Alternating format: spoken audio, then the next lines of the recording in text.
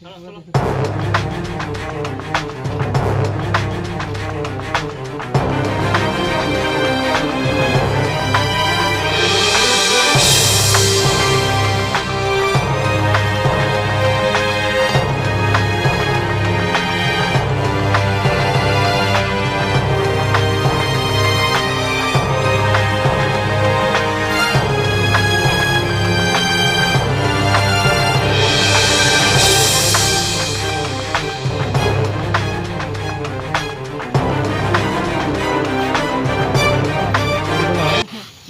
প্রায় 8টা সাড়ে 8টা নাগাদ এটা আমাদের বাইকুড়া থেকে লক্ষ্মীছড়া যাওয়ার পথে একটা বেলে ব্রিজ, সাথে আমাদের বাইকুড়া পিএসসি হসপিটালটা।